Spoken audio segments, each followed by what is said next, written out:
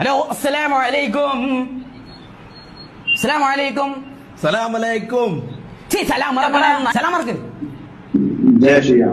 അമ്മുസ്ത ഒരിക്കലും അങ്ങനെ ചെയ്യരുത് കേട്ടോ. കാരണം എന്താ വെച്ചാല് ഒരിക്കലും ഒരാളുടെ നിർബന്ധിച്ചിട്ട് ഒന്നും ചെയ്യിപ്പിക്കരുത്.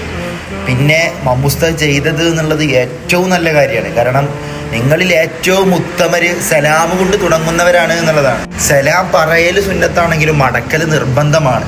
പക്ഷെ മടക്കിയതിനേക്കാളും ഏറ്റവും ഉത്തമന് പറഞ്ഞ ആളാണ്. ഇത്രയും പവറുള്ള മറ്റൊരു പ്രവർത്തനമില്ല. അത്രക്കും പുണ്യമുള്ള കാര്യമാണ് സലാം പറയൽ എന്നുള്ളത്. അതാണ് മമ്മു ചെയ്തത്, മമ്മുസ്താദ്. പക്ഷേ അന്യമതസ്ഥരെ കൊണ്ട് അത് നിർബന്ധിപ്പിക്കുക എന്നുള്ളത് വളരെ മോശപ്പെട്ട കാര്യമാണ്.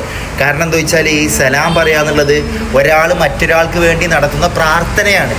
അതായത് അസ്സലാമു അലൈക്കും, നിങ്ങളുടെ മേൽ രക്ഷയുണ്ടാവട്ടെ. തിരിച്ചെന്ന് പറയും വഅലൈക്കും അസ്സലാം, നിങ്ങളുടെ മേലും രക്ഷയുണ്ടാവട്ടെ.